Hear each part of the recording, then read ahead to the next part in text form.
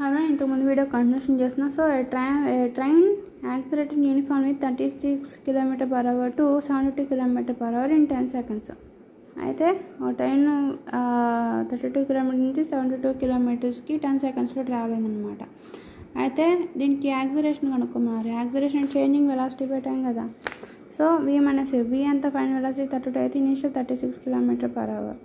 అయితే వచ్చే డిఫరెన్స్ అయితే 36 కదా 36 కదా 36 km/h బై టైం ఎంత, టైం 10 seconds. km/hని సెకండ్స్లో రాసాను అనుకోండి, meters/secondలో రాస్తే 5/10 meters/second బై 10. ఇది న్యూమినేటర్లోకి ఏంటంటే 1/10 అవుతుంది. meters/second square అవుతుంది. సో 36 × 5/18 18 36లో 2 times అయితే 2 10లో 5 times పోతుంది. 5 క్యాన్సిల్ అయిపోయి 1 meters/second square అవుతుంది. So option A is right answer. Okay, B అని రాశారు అక్కడ తప్పు. 1 meters/second square. Units of displacement units ఎంత, metres. So option C is right answer. Next SI units are also called. ఎస్ఐ యూనిట్స్ని మనం ఏమంటాము, జనరల్ యూనిట్స్ అని చెప్పి అంటాం. So option D is right answer. Next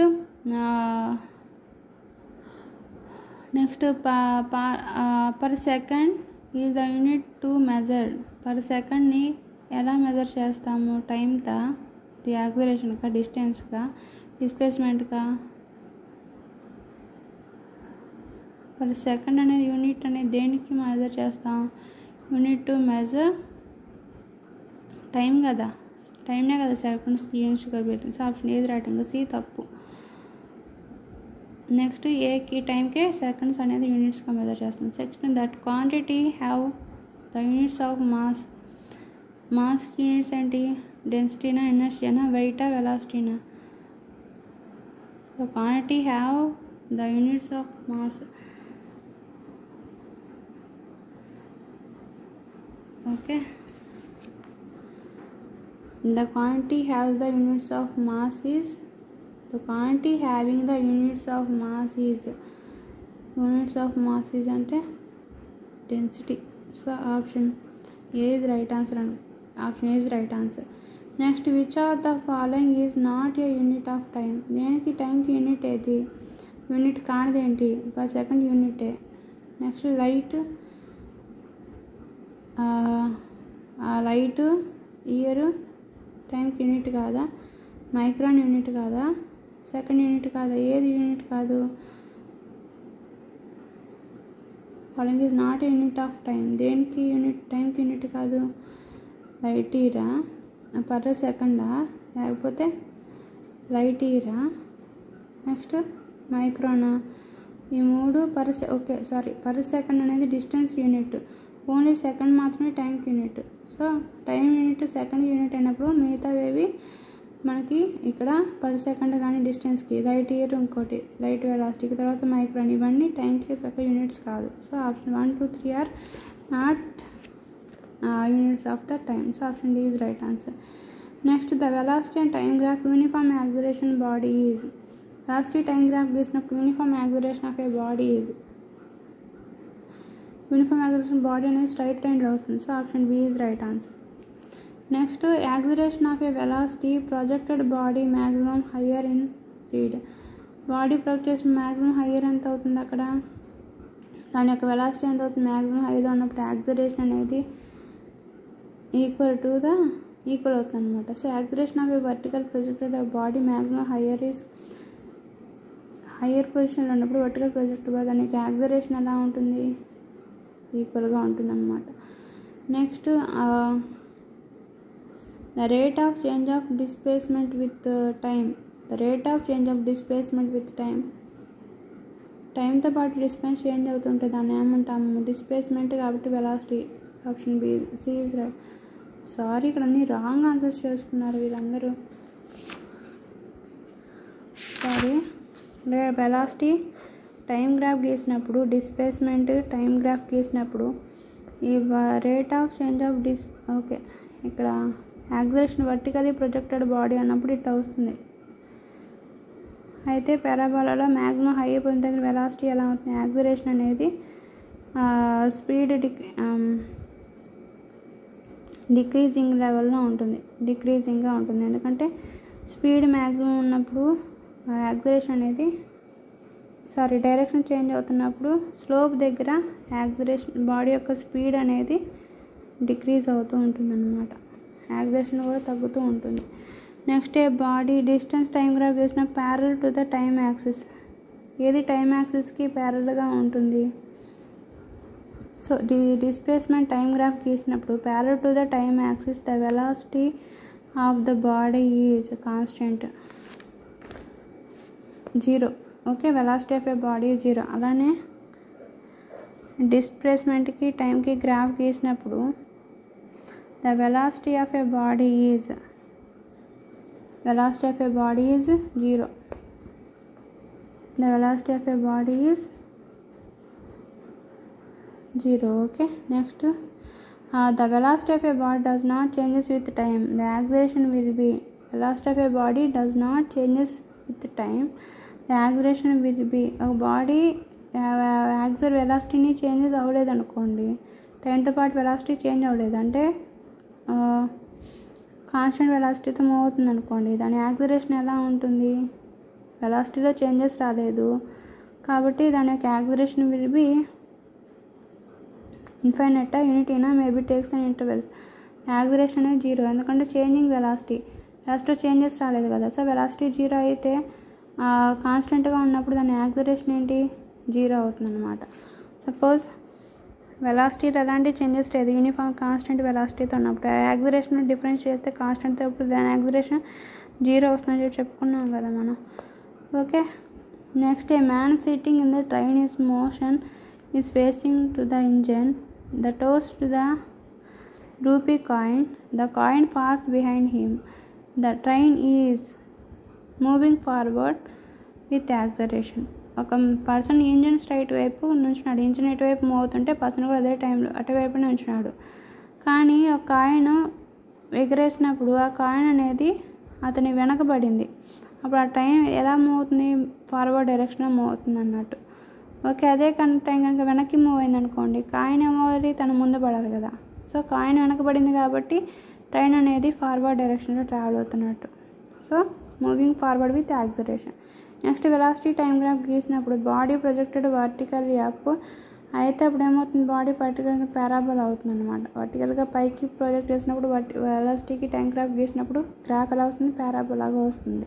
next the body moves first 80 kilometers in 2 hours and next 70 kilometers in 1 hour. It's average speed కనుక్కోమన్నమాట. So ఒక body అనేది ఫస్ట్ 80 km/h నుంచి ఓకే ఏ బాడీ అనేది 80 kilometers travel అయింది, time ఎంత? 2 hours. Next body ఏమైంది? Next అదే body next time ఎంత? 70 km/h, అలానే 1 hour ట్రావెల్ అయింది. అయితే యావరేజ్ స్పీడ్ ఎంత కనుక్కోమన్నారు. యావరేజ్ స్పీడ్ అంటే యావరేజ్ స్పీడ్ అంటే total distance by time taken కదా. టోటల్ డిస్టెన్స్ ఎంత? ఫస్ట్ 80 kilometers అయితే నెక్స్ట్ కూడా 70 kilometers అంది. సో టైం టేకెన్ ఎంత? టోటల్ టైం కదా. టోటల్ టైం అంటే 2 + 1 ఎంత? 3 hours. 70 to 80 ఎంత అవుతుంది? 150 kilometers అయితే 3 hours ట్రావెల్ అయింది. 315లో 50 km/h. So option A is right answer.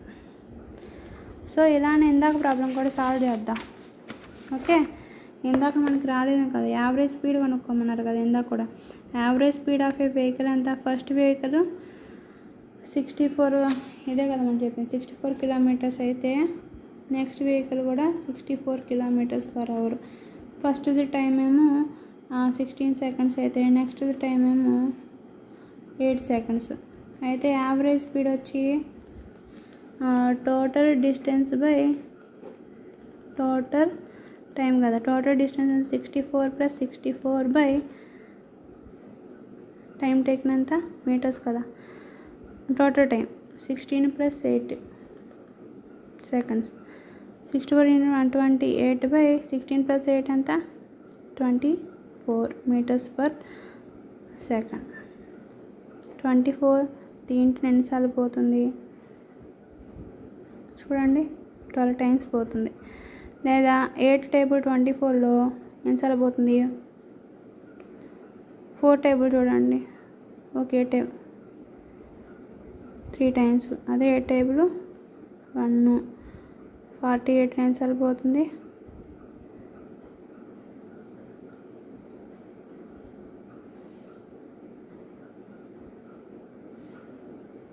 16 times. 3 16 రెండుసార్లు పోతుంది. 16/3 అంటే 3 16లో ఎన్నిసార్లు పోతుంది, 5 3s are 15.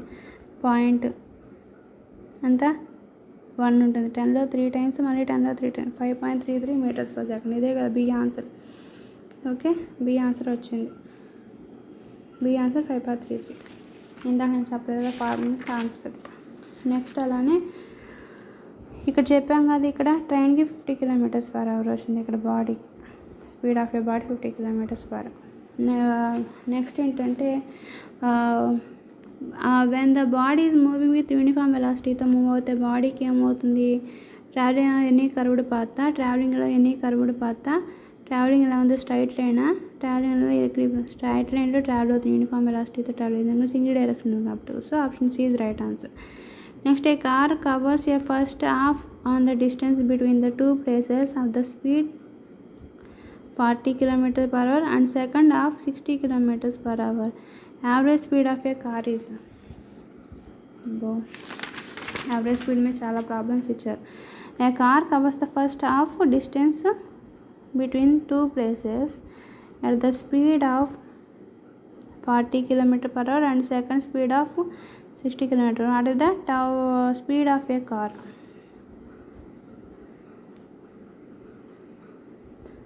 Okay,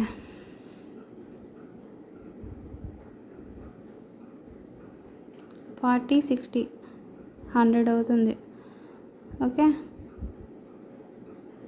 time ఇవ్వలేదే.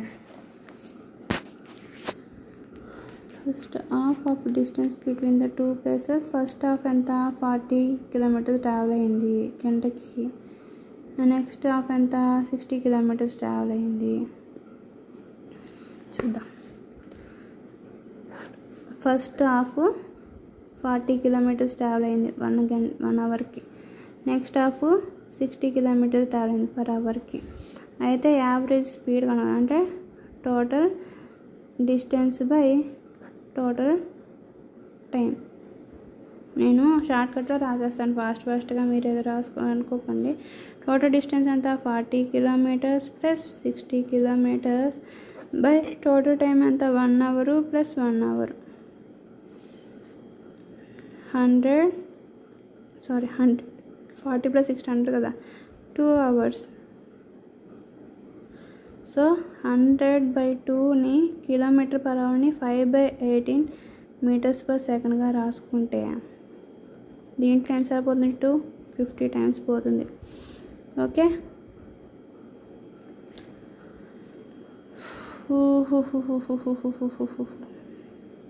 చూద్దాం.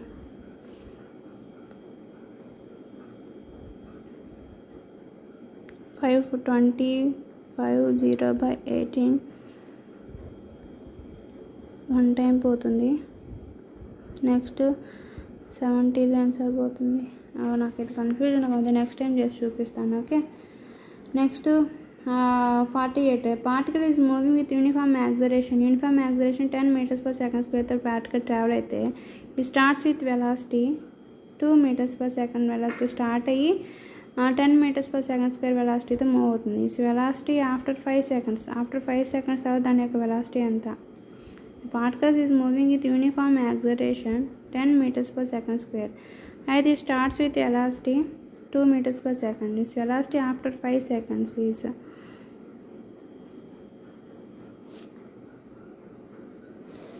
ఓకే. ఇది కూడా నేను తర్వాత చేసి చూపిస్తాను, ఎందుకంటే టైం లేదు. నేను మళ్ళీ నెక్స్ట్ వీడియోలో మళ్ళీ ఒకసారి చేసి చూపిస్తాను. Okay, The ratio of distance covered by the freely falling body in first second after third second is flight is. The ratio of distance covered by the freely falling body in first second and third seconds of its flight is. Okay, first seconds are moved to next 1:3:5 అంట. అది ఎలా వచ్చింది? The time taken by the freely falling body with the height 78.4 meters is. Okay, freely falling body height ఎంత 74.8 metres అయితే దాని యొక్క time ఎంత పడుతుంది గ్రౌండ్ రీచ్ అవ్వడానికి అంటే 4 seconds టైం పడుతుంది.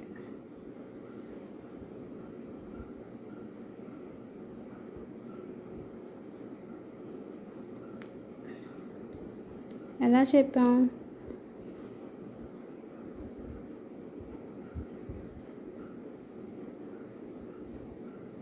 Okay, 4 seconds. Next, the slope of the tangent travelled by the displacement time graph ఉన్నప్పుడు at any point gives. Slope of the tangent distance time graph గీసినప్పుడు స్లోప్ ఆఫ్ టాంజెంట్ దేని గురించి చెప్తుంది? Instantaneous velocity గురించి చెప్తుంది అనమాట. Next అలానే the body moves with speed 20 km/hతో బాడీ మూవ్ అయినప్పుడు అంత గంటకి 20 km అయితే 6 అవర్స్లో 25 km/h in 4 hours. Average speed ఇందాకట్లాగానే. ఓకే, యావరేజ్ స్పీడ్ అనేది ఒక బాడీ అనేది గంటకి 20 km/h ఎన్ని 6 అవర్స్లో ట్రావెల్ అయితే నెక్స్ట్ అలానే 25 km/h నెక్స్ట్ 4 అవర్స్లో ట్రావెల్ అయింది. అయితే యావరేజ్ స్పీడ్ కనుక్కోమన్నారు. Total distance by total time కదా. Total distance 20 + 25 km/h by total time ఎంత 6 hours + 4 hours. 20/25 అంటే 45/6 × 4 10 km/h/hour. 45/10 × 5/18 meters/second into అవర్ని 60 seconds. 1 hourకి ఎంత పడుతుంది? 3600 seconds పడుతుంది. So 1/3600 seconds. సారీ ఇంతెందుకు ఇంత లాగడం.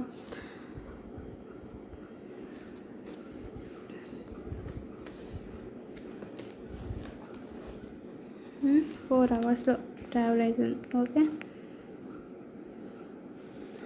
సో 10:45 ఎన్నిసార్లు పోతుంది?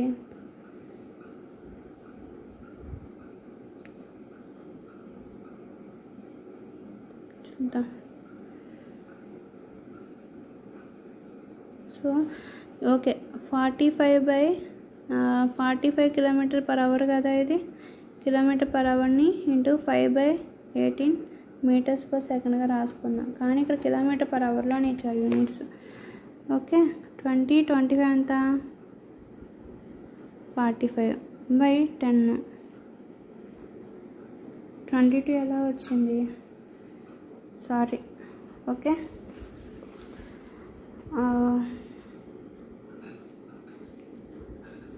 ఓకే, ఇది కూడా యావరేజ్ స్పీడ్ కనుక్కోమన్నా. టోటల్ డిస్టెన్స్ ఎంత స్పీడ్? ఓకే, యావరేజ్ స్పీడ్ కనుక్కోమన్నా. 20 km/h 20 km.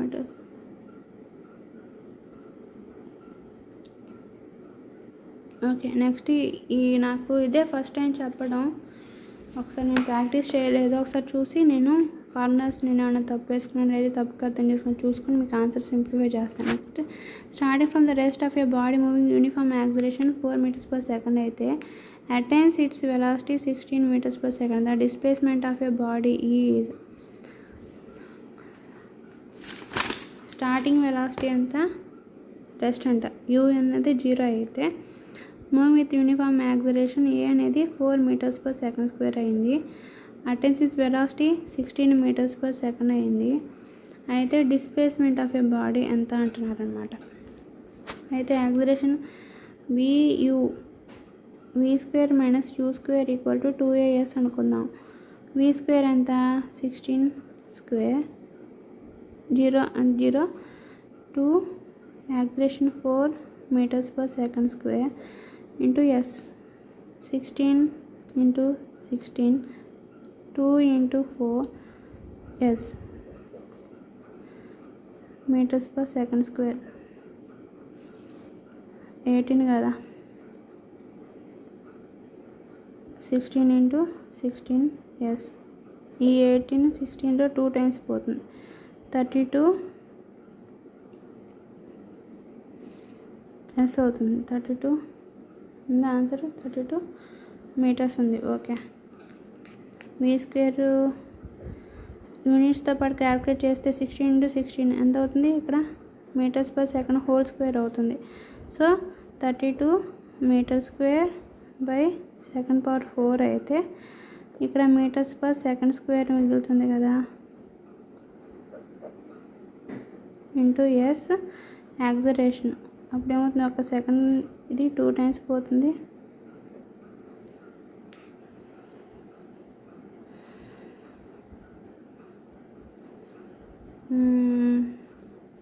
Okay, s equal to 32 meters అవుతుంది అన్నమాట డిస్ప్లేస్మెంట్ అనేది. Okay okay metres per second అయితే మీటర్స్ పర్ సెకండ్ స్క్వేర్ ఇది క్యాన్సిల్ అయిపోయి 32 meters మిగులుతుంది. s equal to 32 meters. Option A is right answer. Next అంటే a person sitting on the open car moving with constant velocity thrown a ball vertically up into air, the ball falls. ఒక person అనేది కార్లో sitting అయ్యి open కార్లో sitting అయ్యి ఉండి moving at constant వెలాసిటీతో ఆ car travel అవుతున్నప్పుడు బాల్ని వర్టికల్గా విసిరాడు అనమాట ఎయిర్లోకి. అయితే ద బాల్ ఫాల్స్. అప్పుడు ఆ బాల్ ఎలా ఫాల్ అవుతుంది? ఆ car ahead of the person, car to the side of A person, exact head of the throwing of the at out side of a car. ఎలా మూవ్ అవుతుంది? ఆ person కరెక్ట్గా అది యొక్క the car to the side of A person in the car. ఆ person యొక్క కార్లో కూర్చున్న పర్సన్ యొక్క సైడ్కి మూవ్ అవుతుంది. సో యూనిఫామ్ వెలాసిటీతో ట్రావెల్ అవుతున్న బాడీ మీద బాల్ని పైకి విసిరినప్పుడు అది ఎలా ఫాలో అవుతుంది? యూనిఫామ్ వెలాసిటీ ట్రావెల్ అవుతుంది కాబట్టి ఆ పర్సన్కి పక్కన సైడ్ పడుతుంది. So option C is right answer. Exactly in the head which thrown it up. So కరెక్ట్గా ఆ పర్సన్ యొక్క తల మీద పడుతుంది ఎందుకంటే కాన్స్టెంట్గా వెలాసిటీతో మూవ్ అవుతున్నాడు కాబట్టి. So option C is right answer.